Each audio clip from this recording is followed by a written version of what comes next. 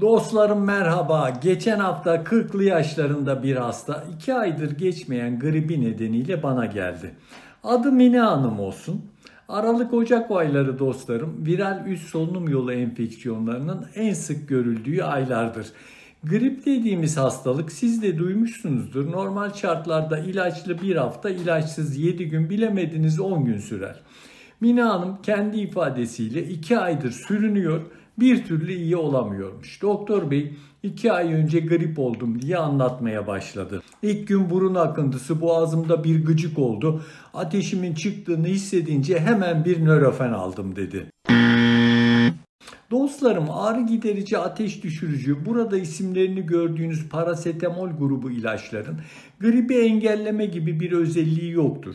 Tamam, vücut ağrılarınız geçer, ateşiniz düşer, kendinizi daha iyi hissedersiniz ama iyi olmaz. Aksine hastalığınızı uzatırsınız. Nasıl oluyor anlatayım. Bakın, grip virüsleri vücudumuza girdiğinde kanımızda bulunan makrofaj adındaki savunma hücreleri virüsleri yakalayarak yok eder. Bakın, burada gördüğünüz yuvarlak hücreler kırmızı kan hücreleri, eritrositlerimiz. Onların arasında ilerlemeye çalışan hücre ise bir makrofaj, yani savunma hücremiz. Yutmak için köşe bucak virüs arıyor. Vücudumuzda hiç durmadan düşman arayan böyle milyarlarca makrofaj var. Grip virüsü vücudumuza girdiğinde hücrelerimiz hemen interferon adında bir protein salgılayarak bu makrofajların, askerlerin daha hızlı çalışmasını sağlar. İnterferon salgılanmasını uyaran en önemli faktör ise beden ısımız, yani ateşimizdir. Ateşimiz ne kadar çok yükselirse o kadar çok interferon salgılanır. Savunma hücrelerimiz düşmana 10 misli daha güçlü saldırırlar. Ateşin yükselmesi dostlarım sadece interferon salgısını artırmaz, aynı zamanda virüslerle savaşan tam 132 farklı genin aktive olmasını sağlayarak virüs sayısını azaltır. Hastalığımızın ilk 24 saatinde ateşimiz ne kadar yüksekse hastalığı çabuk atlatma şansımız o kadar yüksek olur. Eğer Mine Hanım gibi hemen ateş düşürücü alırsanız savunma hücrelerinizin iyi çalışmasını, virüsleri yakalamasını engeller, hastalığın uzamasına neden olursunuz. Nitekim Mine Hanım da iyi olamamış, ertesi günlerde burun akıntısı artmış, burnu tamamen tıkanmış, gece uyuyamayınca arkadaşının tavsiyesiyle burun açıcı bir fısfıs kullanmaya başlamış. Dostlarım, grip olduğumuzda burnumuzun tıkanmasının nedeni vücudumuzun virüslerin olduğu bölgeye daha çok savunma hücresi göndermek amacıyla burun içindeki damarları genişletmesidir. Antihistaminik dekonjestan burun açıcılar damarları büzerek burnu açar, ancak savunma hücrelerinin savaş bölgesine gitmesini engellediği için çabuk iyi olmanızı engeller. Dahası bakın, bu ilaçların çarpıntı, uykusuzluk yapma, tansiyonu yükseltme gibi yan etkileri de vardır. Mine Hanım bir türlü iyi olamayınca doktora gitmeye karar vermiş. Şunu bilmekte yarar var. Dünyanın en iyi doktorunuza da gitseniz, en etkili antiviral ilaçları da yutsanız grip bir günde geçmez. İlaçların faydası olmaz mı? Olur. 7 günde değil 6 günde iyileşirsiniz. Hepsi bu. Bu yüzden çok yaşlı değilseniz, kanser, şeker, koa, astım, kalp yetmezliği, böyle ciddi bir ilave hastalığınız yoksa ateşim çıktı diye koştur koştur doktora gitmeyin. Mine Hanım doktora son 2 gündür burun akıntısı ve balgamının koyu sarı yeşile çalan renkte olduğunu söyleyince doktor da ona kuvvetli bir antibiyotik yazmış. Dostlarım, burun akıntısı veya balgamın koyu sarı veya yeşil renk olması enfeksiyonun bakteriyel olduğunu veya mutlaka antibiyotik alınması gerektiğini göstermez. Viral enfeksiyonlar aynı bakteriyel enfeksiyonlar gibi koyu sarı yeşil akıntıya neden olabilirler.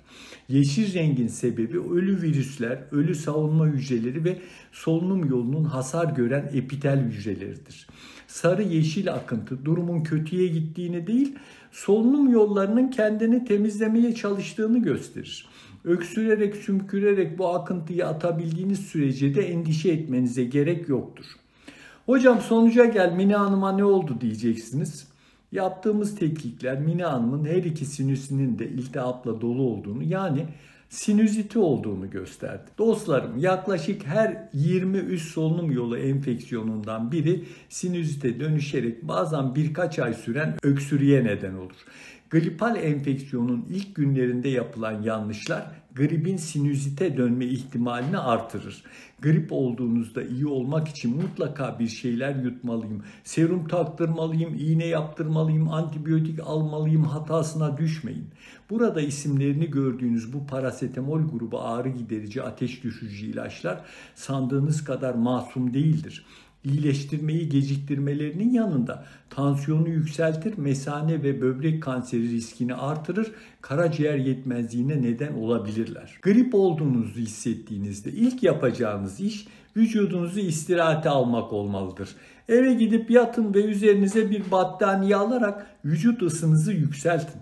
Sıcak bitki çayları, nane limon karışımlarıyla sıvı alımını artırmakta iyi almanızı kolaylaştıracaktır. Bakın, yatın dediysem 24 saat yataktan çıkmayın demiyorum.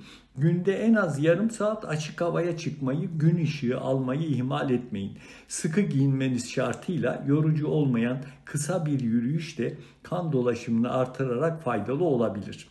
Sakın ola ki bilgisayara, televizyona takılıp uykunuzdan taviz vermeyin. Tavuk suyuna çorba değil, bol limon sıkılmış az yağlı mercimek çorbası için.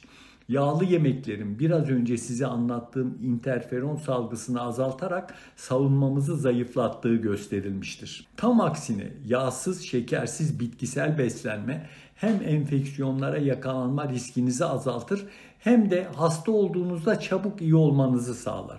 Meyve suyu içmeyin, meyvanın kendisini yiyin. İhtiyacınız olan vitaminlerin, antioksidanların, potasyum, magnezyum ve damar açıcı nitritlerin et suyunda, tavuk suyunda değil, kara lahana, roka, pazı, marul gibi yeşilliklerde olduğunu da sakın unutmayın.